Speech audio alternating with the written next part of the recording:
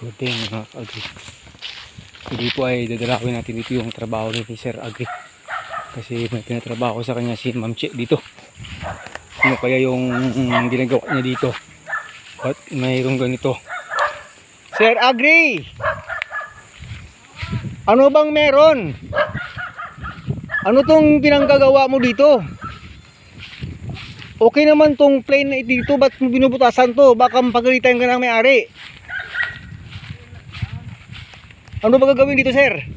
Paksol. Paksol?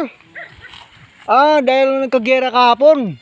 Nako, tingnan nyo si Sir Agri. Yan yung pinakamatsong taga-butas dito ng butas ng lupa. Bakit ano yung gagawin sa butas, sir? Taguan natin pag nagkagera. Taguan daw pag nagkagera. Talaga, ibang klase yung ano. Ba't maliliit pag nagkagera? Tatamaan ka pa rin ng missile dyan. Hindi, kunyari lang yan. Malaki sa ilalim yun. Ah, ganon? Kunwari lang pala to? Nako, ano yata ito, sir, naka-measure yata yung sukat nitong mga butas-butas na ito, Nako. Parang? Oo, kasi mayroon pong nakalagay na mga tawag dito. May tanda eh. May tanda, yan po, may sign. Diyan talaga yung butasan. Yan yung tanda na hindi tumatanda. Oo, tanda na hindi tumatanda. Nako, galing. Mga ilang butas po yung kaya nitong isang, sir, area na ito? Sa 100 plus. Nasa 100 plus, ito lang. Kasi yung gagawin kasi dito ay tatamnan ng sir? Shagging. Saging na? Lakatan. Lakatan. Ito ay area ni? Mami Che. Mami Che. Talaga ang galing sumagot. Lahat ng tanong ko talagang sagot na sagot eh. Yun po si Mami Che sa ilalim. May ginagawa po dyan sa bakod ng kanyang tawag, sagingan sa sa ilalim. Nalakatan na rin. Ma'am Che, galingan mo. Nako. Okay, ito po yung kaganapan dito sa farm ni Ma'am Che. Bali, nagpabutas po siya ng tatamnan ng lakatan. Itong dati ay grazing pa ng mga kambing. Dahil po sa ang dami niya namang napier grass at saka sayang ng area. Marami rin siyang pangtanim doon. So, yun po mga ka-agri. Pinabutas kay Sir Agri para tatamnan ng lakatan. Bali sir, hanggang dyan sa itaas, meron pa dyan? Ah, okay. Okay. Ay, kung dito pala sir, pwede pa rin sa tamnan dito sir, sa gilid Kasama pa yun. Kasama pa yan sa gilid Isang line pa yan dyan, pwede eh. Oo, luwag pa nga masyado eh. Grabe. Pag ganito po mga ka-agri, ibig sabihin 1, 2, 3, 4, 5 na lines. Medyo madami-daming puno ng saging na lakatan talagang pwedeng maitanim dito. Dito po tayo sa kay Ma'am Che Farm. Ma'am Cheryl Farm. Pinapa-upgrade talaga. Dito na area, mula dito may tako ng dwarf na hanggang dun sa dulo. Paakyat doon. At pati dyan sa ilalim. So, yan po. Naglagay siya nitong bagong bagong bakod Dito yung well-known ngayon na net na pambakod. Ayan po sa ilalim. May ginagawa pa si Ma'am Che doon. Naglalagay siya ng PH net para talaga po hindi mapasok ng kanyang mga kambing itong kanyang taniman. Talagang sinisure talaga. Grabe. Nako talaga. Paano kaya gagawin yan dyan sa ilalim? Okay. Hindi pa natin alam kung paano gagawin kasi nakagawa na tayo. Kaya hindi pa natin alam kung paano gagawin. Mamaya po ibigyan natin ng yan dyan. Ng tawag, ng pansin yan dyan ginagawa ni Ma'am Che sa ilalim talaga mga kagri. Yun po. Nagdagdag si Ma'am Che ng expansion, new expansion of lakatan plantation ni Ma'am Che. Mula doon sa ilalim, pumunta doon, pumunta dyan, hanggang sa pumunta na dito. So yung kanyang goat house ay mapapalibutan na ng lakatan banana in the future tense. Sige po Sir Agri, maraming salamat po sa iyong pasagot ng ating napakahirap na tanong. Hanggang sa muli. Ha? Mag-react na naman. May mag-react na naman. Nako. Baka may magtatanong na naman sino yung macho yun. Single pa ba? Yun yung sakaram. Nako. Tapos, pagdako na sa buwer. Siguro, masok pa Daw amugid. So mga ka-agri, expected natin ay isang araw lang. Tapos ni Sir Agri ito, isang araw. na pagbubutas. Ganyan po siya kabilis magbutas nitong taniman kasi hindi masyadong malagkit yung lupa at medyo okay yung panahon, hindi masyadong masakit yung init. So napaka napakatawag, Kalahati pa lang. napakadali lang kay Sir Agri na gagawin yung kanyang pagbubutas dito. So pagkatapos itong bubutasan ay clearing ito ng spray ni Ma'am Che para pag natamnan na ng lakatan diretso na, at saka lagyan ng goat manure mula sa ilalim. So bisita tayo dito sa ilalim kasi tayo po ay naiintriga dyan sa kanyang tawag sa kanyang farm na maganda. Ano ba ito?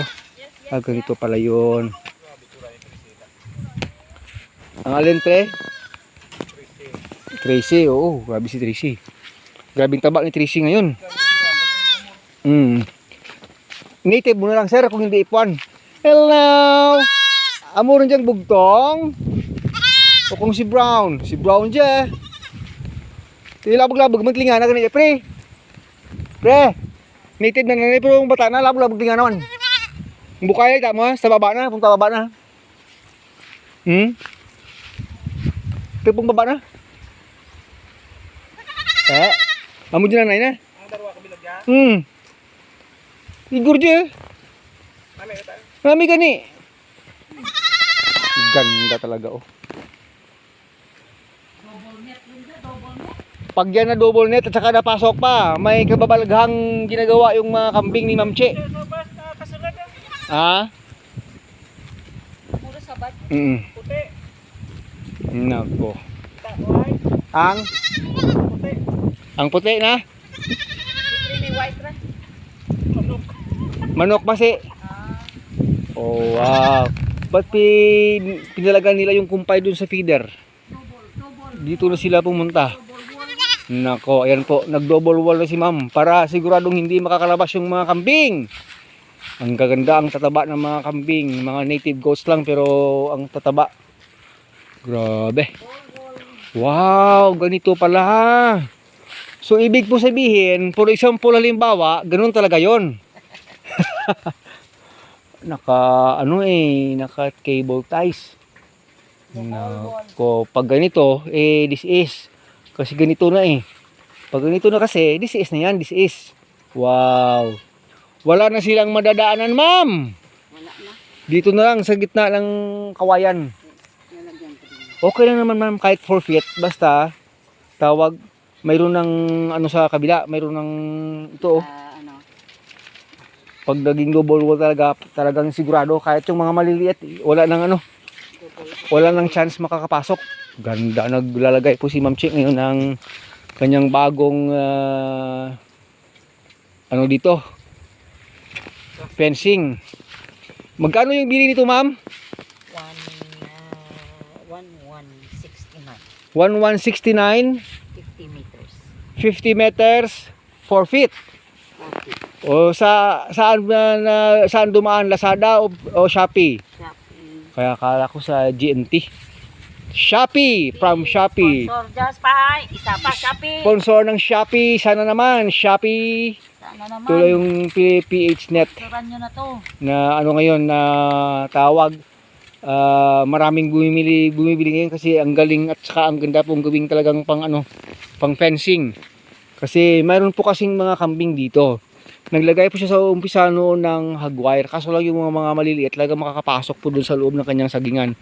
Kaya nag-double wall na si Ma'am Che para siguradong walang kawala yung mga kambing. Talagang hindi na sila makakapasok doon. Bye-bye na mga kambing.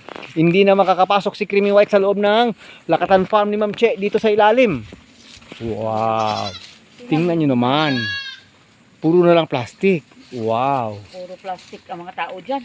Puro plastic yung mga tao dito. Tingnan nyo naman. Wow. Oh, itong kanyang follower, lumabas na yung bunga. Oh, grabe. Ito follower din to eh. Oo. Naunga pa siyang nagbunga kaysa doon sa ilalim. Grabe talaga, ang ganda talaga ng Lakatan Farm ni Ma'am Che. Within this month at saka next month, marami nang harvesting Lakatan Farm, Lakatan banana ni Ma'am Che dito. Nako, Ma'am Che lang ang sakalam. Wow! Yun. Kaya niyo yun? Ako di ko kaya. Si Ma'am Che lang nakakaya nun. Pati yung kanyang dwarf na ano dito, oh. Nanyog, oh. Ang ganda na ng tubo sa loob, oh. Kasi ano malapit kasi sa ano, sa mga organic na fertilizer dito. Alagang kambing. Wow.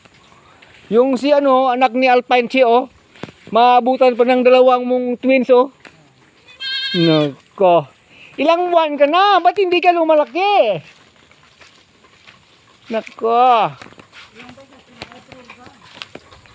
Ilang beses na napurga to?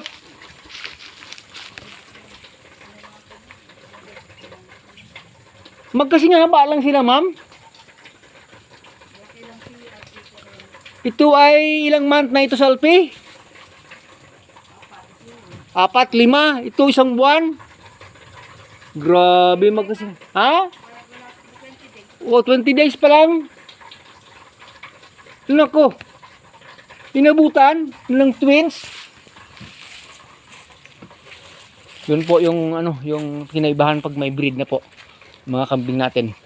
Mas mahaba, mas malaki, mas maganda, mas beautiful, mas maamo. Oh, wa. Yun po talaga. Buti na lang nakachampa tayo makapag pasyal dito sa farm ni Ma'am Che. So yun.